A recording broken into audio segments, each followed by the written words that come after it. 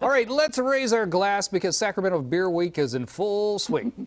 Yep, to tell us more about the brew, we are joined by Peter Hoey from Urban Roots Brewing. And I know you guys are very excited because this is an entire week filled with beer events.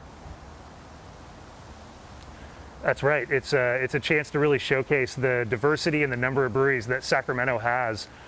When I started brewing back in the 90s, there were 4 or 5 breweries in the entire region, and now we're north of 80 or 90, depending on how wide you cast your net. So there's an enormous amount of local producers here, and this really gives us an opportunity to showcase what we do in a really focused way and come together and do this in a unified way as well.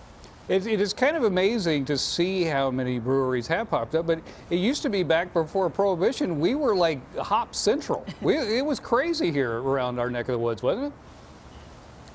That's right. The largest brewery west of the Mississippi was located in Sacramento, where the site of the Sacramento Bee is currently. Oh, wow. So this was a brewery powerhouse pre-Prohibition, late 1800s.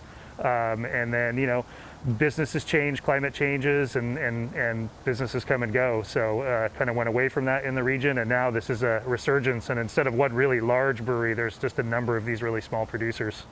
Right on. Now I know the Rising, what is it? It's called the Rising Together IPA, right? But everybody has their different spin. That's right. On the IPA itself. What did you guys do at Urban Roots?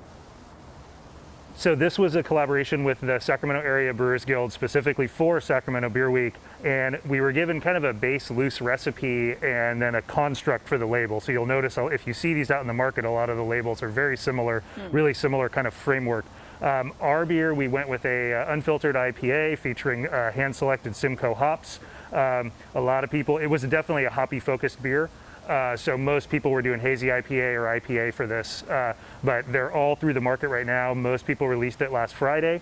So you can go to the respective breweries as well as some of them that are selling into grocery stores and find this beer that was a nice collaborative effort, really focusing on us working together as breweries rather than as competitors or adversaries in the market. Yeah. It's the beautiful thing about these small producers. We all get together and help each other out and trade ingredients and advice, and this beer really embodies the spirit of that. Cool. I gotta try me that Daddy Chill too, man. That's a great name. Daddy Chill.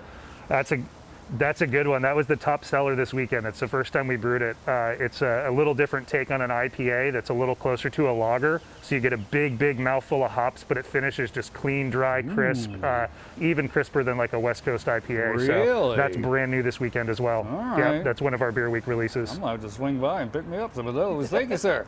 Thanks, Peter. Appreciate it. Yeah. Hey, thanks for having me.